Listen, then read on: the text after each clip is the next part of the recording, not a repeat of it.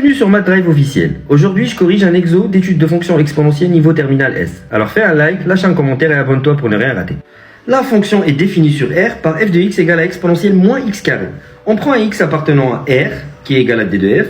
Alors f de moins x égale à exponentielle moins x carré égale à exponentielle moins x carré égale à f de x. Donc f est une fonction paire.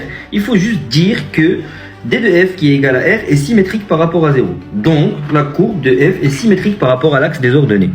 Question 2. Limite de f de x quand x tend vers moins l'infini égale à limite de exponentielle moins x carré quand x tend vers moins l'infini. Un petit changement de variable fera l'affaire. Grand x égale à x carré.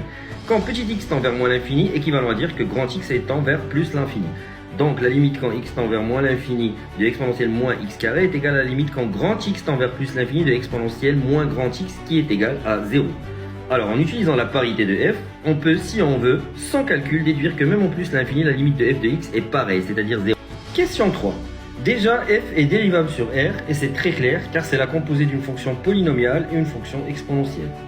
f' de x égale à tout simplement moins x carré en prime, c'est-à-dire en dérivée, facteur de exponentielle moins x carré. Ce qui donne moins 2x exponentielle moins x carré. Alors si x est négatif, alors f' est positif car l'exponentielle est toujours positif. Donc f est clairement croissante sur moins l'infini 0. Sur 0 plus l'infini, c'est-à-dire quand x est supérieur ou égal à 0, on utilise la parité de f. Donc sans calcul, f aussi est clairement décroissante sur 0 plus l'infini. D'où le tableau de variation suivant. Alors on utilise les limites bien sûr de la question 2. On remarque que f croît de 0 à f de 0 qui est égal à 1 et décroît de 1 vers 0. Question 4. Ici je trace à la main sans règle pour éclaircir le principe. À vous de le faire proprement d'une manière appliquée.